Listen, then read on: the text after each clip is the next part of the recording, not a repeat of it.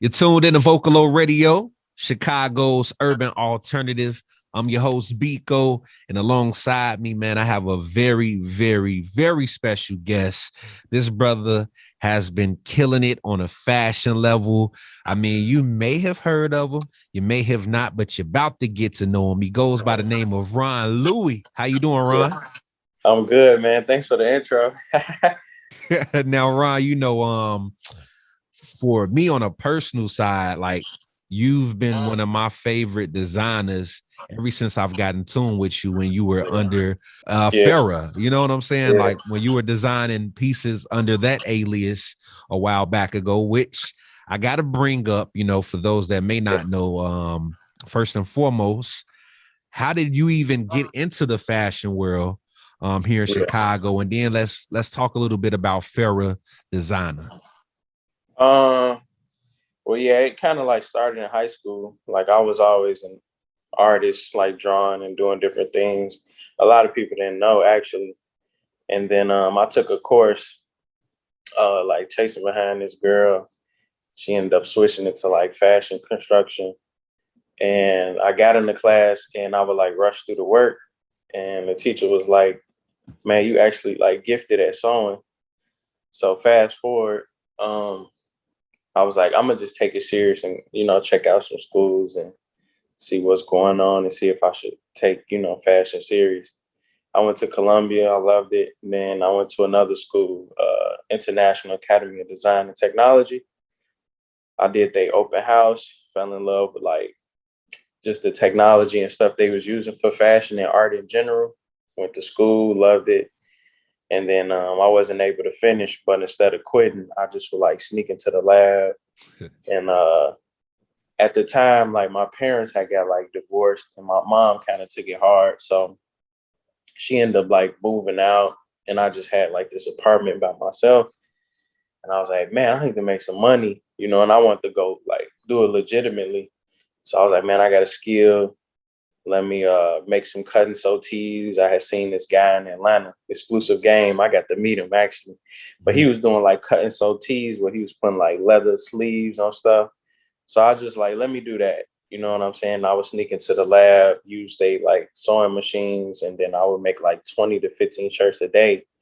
And I had a background of doing like a production company and blogging. So I had linked with Success, a store here. And I was like, man, look what I'm doing. They loved it. And it was like 30 people in the store at the time. And all of them put an order in. Wow. So that's kind of like how it took off. Well, how I took off. And yeah, I just grew from there. And then I guess like trying different things. I was like, let me actually make a brand. I made it out of insecurity because I was like, what if it failed? I don't want to have to rebrand my name. Mhm. So I made Farrah. And I was just trying different stuff. You make a bunch of different brands before you like figure it out. And then designer came about when I met Valet, and I just seen that he like made everything. He was a pretty funny guy, and I watched this like in lecture by Virgil, and he was saying like add humor into your art because that's like a Mm. universal thing. So I was like, man, Valet, I'm gonna just start putting design on your clothes. And then that's just how it came about. Us just joking about it. I'm like, Virgil might see it one day. He might copy it and do it better. I'm gonna make it a controversial thing. Mhm. And yeah, it just kind of took off from there. And Valet real picky, but he loved it. And we're gonna Yeah, definitely talk a little bit more about Virgil yeah, a little later as yeah. well. But let's go back to high school because Right. you spoke on how like during high school, that's when you kind of like found your love. When you found your love in high school, and these your friends, other students start seeing you, articulate the fashion within yourself, was I want to say like was it any pressures or was it more so like people kind of looked at you as an outsider due to your creative ways? No, well, I was always like popular in high school. So and I would dress different, you know what I'm saying? And people would like, I see them like later on copy it or like do it their own way. It got to a point where my buddy was actually like, me and him was like, he was sewing first. He would like take his jeans in and stuff like that. So we was always doing like hustling and servicing through like clothes, because like the high school we went to was like you couldn't wear the same outfit twice. So it was pressure from that out the gate. Like it was like a fashion school, you know, you had to be fresh. You had to like get your Jordans early. Like everybody was working at boutiques and stuff like that. You know what I'm saying? And like just about the girls. So like I was already like in the mix, you know what I mean? And like a lot of them will tell you like we already knew, like Ron was talking about this in high school. Like this what he was on, this what he was on. You know what I'm saying? Like they ain't really surprised by it or nothing like that. And it was almost like too humbly. Cause at first, like I say like it took them a minute to catch on, like to like support. You know what I'm saying? But I never like really tripped on it because I'm from the city. So I went to school in the south suburbs. So I always was attracted to going back to the city anyway. And once I had my clientele in the city, it just kind of like, I don't know, I found my tribe. You know what I'm saying? Like I got back to like, I don't know, people in the city, like we stick together, like out of necessity, like from my era and stuff like that. So it was just like the culture in the suburbs was a little different. You know what I'm saying? It wasn't too much like that because they already had money. Some of them, you know, some of the kids came from the city to go to school there. So like it was just different as far as like them supporting like fashion and stuff like that. But it was kind of the same. Like, and like that's Ryan, he crazy different. You know what I'm saying? What high school was this? I went to Rich Central in Olympia Fields in the south suburbs. Now, what side of the Chicago are you from? I'm from the south side, Roseland area. Then I moved closer to the south suburbs. Like we moved to Allgill Gardens, and then Dalton. Then we just went further south. Like the older I got. Do you feel like being from the south side helped impact your fashion career at all? 100%. Just the attitude. Like I don't fear nothing. You know what I'm saying? Like growing up, all we did was like, you know what I'm saying, joke and like learn how to like take criticism. Now that I'm old, I'm learning like that's what was going on. Like I was built and trained to do this because it's not an easy industry. Like people will rip your clothes apart. Like if you know what I'm saying? So like just being from Chicago and like this tough like exterior we got made it easier for me to like put stuff out and just be like, if they gone, then I ain't really tripping because I don't know you. Like it's real stuff going on here. So I ain't really tripping on like you not agreeing with the clothes. Like that's small to me, like compared to what I'm trying to do through the work. So like for sure, 100%. Now I heard you say rip, people rip your clothes apart. I've also noticed people rip you off, meaning like they'll take. Oh yeah. They'll 100%. replicate. For sure. And I've seen, I'm getting back in the Farrah because I've seen designer pop up on sites such as Fashion Over. For sure. You know what I'm saying? With you being at the time like an emerging fashion designer and seeing a company like that, a big company like that, using your design that they didn't even get, approval from. Like, how does that hurt you? And then also, how did that build you? I'm one of them people that's like, I kind of look for the controversy. Like a lot of people don't know that. Like I told you, me and Valet, you know what I'm saying? I was telling him like, I want to put design on your clothes. My initial thought was like, I'm trying to get Virgil attention because he was literally doing it like for walking, like kind of like being funny on the clothes. So I'm like, I'm gonna make a designer piece, designer bad design. So that was my initial thought, right? So I already was like getting ready for somebody to do that, and I was hoping it would be him at the highest level. When Fashion Over did, I was just like, damn, I gotta take advantage of this now. What I should have did on the business tip was had the tees ready online, because the amount of like traffic you get from like negative stuff is like triple what you would get in general. And I feel like the support would have been crazy. Just on the business scale, I feel like I missed my opportunity, but it also showed the world, like, you know what I'm saying, people paying attention, like they paying attention. And what's crazy, a quick story, a sidebar, I was in LA and Dreezy, I don't know, Dreezy had told me like it was coming. She worked with them. You know what I'm saying? She like an ambassador. And she was like, man, yeah, I seen that stuff. I had chopped it up with them in a meeting. And I was just like, okay. So I already knew it was coming, I wasn't really tripping on it, honestly, because that ain't the extent to my, you know what I'm saying? If that was like all I had, then I probably would have been like, come on, man. Yeah. At least you know people in different positions where you was able to get a forewarning. Yeah, bro, I'll be like 10 steps ahead, bro. I ain't gonna lie.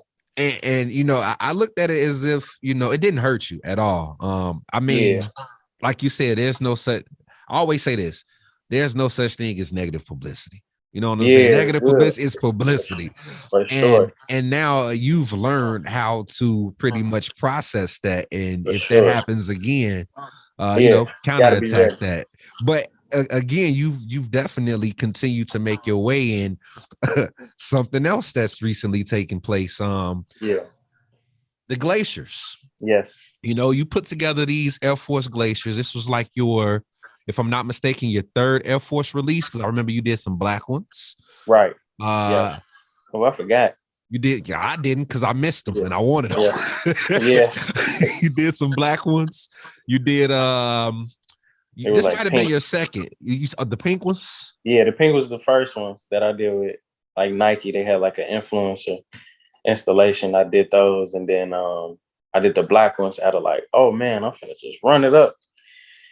And then being funny again, I'm like, they say you can't sell black Air Force on bro. And so yeah, that's the third installation. That's crazy. Yeah, I ain't even think of it like that. Yeah. And I was gonna bring that up too about the Black Forces too, because you're right. The way people take that nowadays is like you a bad person if you wear some black Air Forces. But the way you design that shoe, man, hopefully one of these days you do just a resurface of those forces one time for the one time. Because I might have to, man. It gives me an idea. Good. But about these glaciers you've done, I've seen like you put behind the scenes work, like photos of you actually creating these shoes and dyeing them and like handcrafting them, like showing people this is not an easy process. Right. And recently on the net, I saw some glacier foamposites pop up, if I'm not mistaken. Yeah. Like yet again. I mean, I want to know, your thoughts on that, because also the internet chewed that person up. Once that picture went out, like everybody started tagging you, and just alerting Nike, like, y'all might as well sign Ron or do something with Ron. So, for you seeing that once again, what's your standpoint on that? Kind of the same thing. Like, I don't know. I it's fire. You know what I'm saying? It's like, it's reaching. Like your idea is going out far. You know what I'm saying? And having a strong fan base and seeing that support for people. Like, I don't have to talk. Like, I literally I've been able to create this space where I can only focus on creating and making and going to the next level and pushing things further and letting like the people that support me do the battling for me. And that's like, it's inspirational. It's like more motivation to keep going. And also it's just validation, let you know, like, I ain't tweaking y'all, I'm somebody y'all should support because I'm actually like somebody y'all know. Just get behind me and I promise I'm gonna carry that flag. And if I'm not mistaken, since we were on the topic about Virgil Abloh earlier, was this the release that reached Virgil? 100%. That's the one that changed my life, man. Yep. I was you heard of I'm gonna give you the backstory. So you heard of what's that show Chance T.I. and Cardi B was on? Oh, Rhythm and Flow. Yeah, and Flow. So I'm doing Goody's audition tape for it because they wanted him to be on season the next season. I don't know if they still doing it or not, right? So the dudes was like hounding them to get this audition tape out like an agent. So we doing the tape, we at work. We do the tape. I brought the shoes with me. After I finished, I said, I don't know, good. Something happened today, bro. He like, yeah. I'm like, I could feel it. I just be having them like feelings. So I'm like, bro, take a picture of these shoes while we in here because it got the marble in it. It's gonna be fire with the blue. Goody takes the photo. We post it, you know what I'm saying? It's doing this thing, like the glacier shoes and stuff. And I'm chilling. I'm at the register. Boom, I see a thing. It say from like Virgil and like 3 emojis that I can't see because me and bro phones never update. Like we one of them.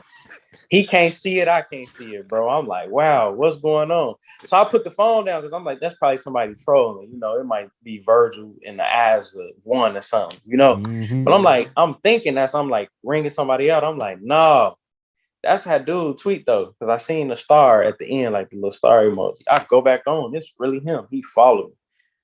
Bro, my phone, I had to turn my phone off, bro. It was just tweaking. It was like so many notifications. Like I can't even describe like how it was, bro. It was just like unlimited dings, like going crazy. I stopped whoever I'm talking to, like, I can't ring you out. I'm like, Goody, ring them out. Virgil just hit me. Aleli May just hit me. Everybody hit me. I run to the back. Like, it was just crazy. My sister called me, like, you don't have too many of the feelings like being in the game so long. Like, it was just crazy, bro. It was unreal. Then he followed me. Then I DM'd him. He DM'd me back. Then he hit me on the gram. I'm like, oh no, this for real. This really, bro. Man. Head of Louis Vuitton, the men's. This crazy. You got me over here emotional because No, it was crazy, bro. Because he don't even tweet people stuff. So I'm on there, like now, like man, we could get into it, but that's what happened initially. Like, man, that one tweet, that one tweet, bro, changed my life, bro. Your life. For and it was and since you didn't know what those emojis was at the time, it was the ice cube. Ice cube. Andrew Barber hit me. He said, bro, it's the ice cube. I'm like, say less. We going glacier then. That's what we call it. That's what we called it. Folks just stamped it. Because at that time you did not have a name for the shoe. You just like had pictures. Nah. Yeah, I was like, here's the shoe. I'm giving them away. You buy a hoodie, here's how it go. But when he put the ice cube, I said, we're going glacier. We're going. I can't call him ice. You know what I'm saying? We're gonna go glacier. Man, that's super inspirational. And I mean, wow, bro. I always wanted to like, bro. Hear that story from you because I seen it. I was on social. Yeah. I seen it once you retweeted it. Like I didn't see Virgil tweet you. I saw you when you retweeted Virgil. Yeah. And I'm like, man, Ron been trying to reach Virgil for a minute. Bro. And it's crazy. I just talked to Dreezy at Soho House about it. I was telling her like my plans and stuff.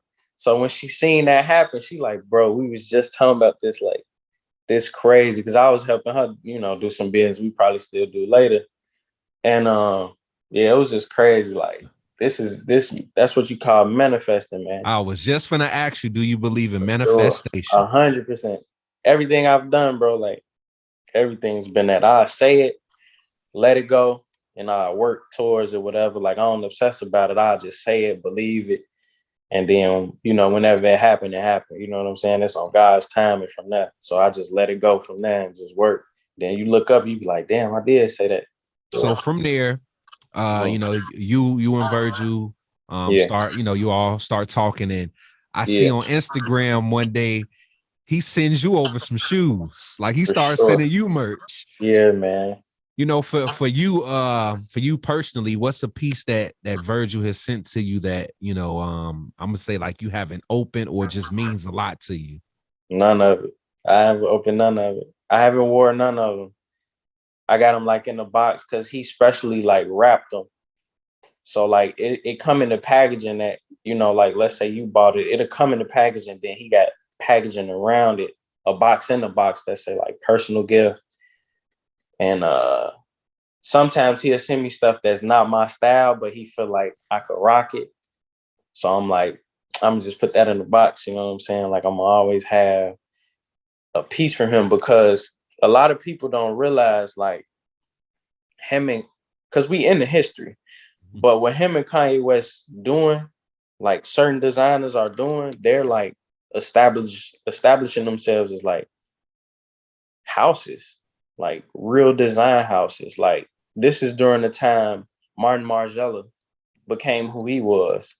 or Christian Dior, or you know what I'm saying, all of these designs that we wear, like it's happening right now in real time by Black men or Black women. Like it's crazy. So I kind of like keep their stuff. I don't wear nobody's stuff, but like people I know, and like support like what's going on right now, because this is a renaissance and it's been happening for a while, and it's like this stuff is literally history, man. So I haven't opened none of this stuff. I do wear the dunks. I'll be Okay. wearing the dunks though. And we lost Virgil last year. Yeah. Do you remember the day when the announcement came that Virgil had passed? Yeah, hell yeah, I remember that. I had just woke up, and I already got a lot going on. Like my mom is incarcerated. Like my family was going through some stuff. I lost my cousin at the time. So it was just like my uncle had passed, my grandma had a stroke, my brother had a motorcycle accident. So it was just like all of this happening. So I'm chilling in my room. I'm kind of like recovering from all this stuff. Like, gotta keep going. You know what I'm saying? You gotta keep going. And I remember waking up and I seen like a tweet or something. I can't say either a tweet or an Instagram post. And the same feeling I got when he first sent the message, it was the same, because it was like, it can't be real. So I put it down. I did the same thing, bro. And I looked at it again and I'm like, wow. And I just started bawling, crying, bro, like crazy. Like I kind of took it personal, just on some like, why stuff be going so hard for me? Like, because I always wanted to like have a mentor in Chicago as I was coming up, and I never got it. You know what I'm saying? The way I wanted it. And the game that he was giving me and the keys, now that I know, because every time I would talk to him, it'd be like philosophical. He left me so many keys, man. And it just started all hitting me like, wow, like this is, I had just talked to him. When they announced his demise, first person that came to my mind outside of Virgil's family was you, Ron. I'm not even lying. I thought about you because I knew how hard you worked. I knew like what that brother meant to you. And I knew that brother helped change your life in the industry that is not easy, especially coming from a place like Chicago. For sure, yeah. And you said on your IG when you shared your tribute to Virgil, you said in the message, it's up to us to do the heavy lifting. Yeah. You know what I'm saying? Like, so what stands out from that message that Virgil left with you?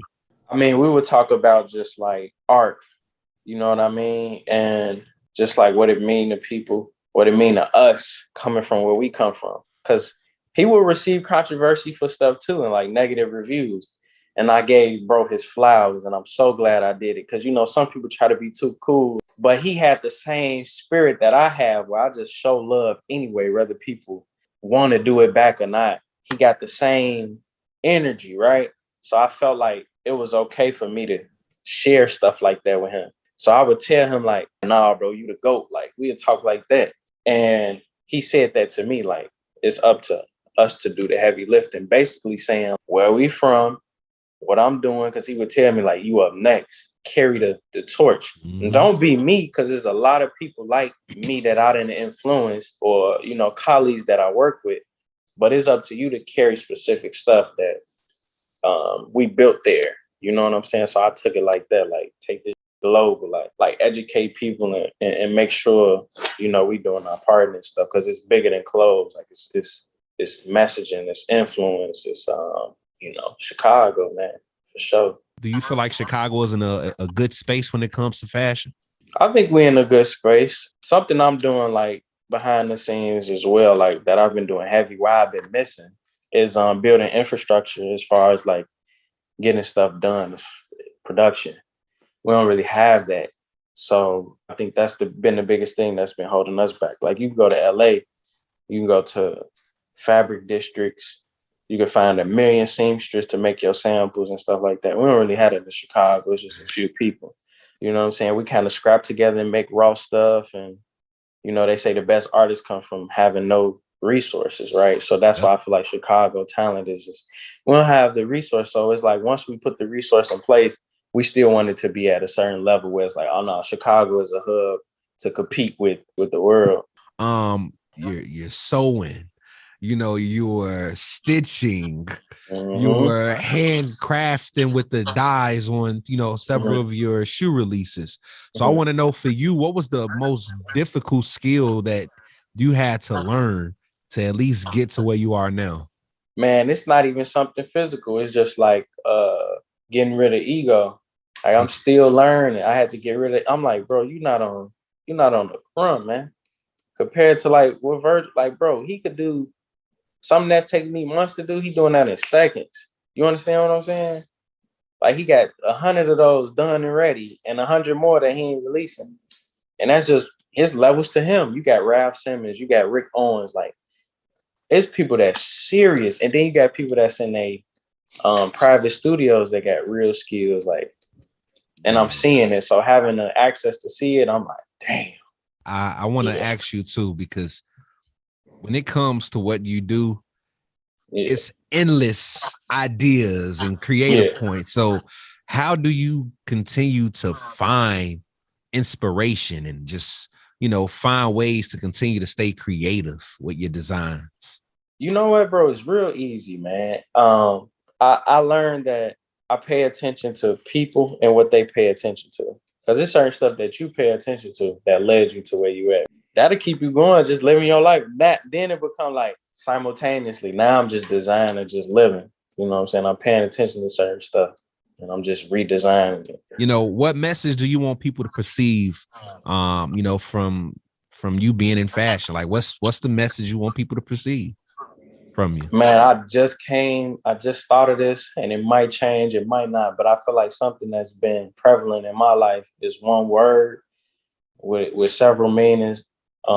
Resilience. It's beautiful on the outside, but there's a lot of pain in the inside of that. You know what I'm saying?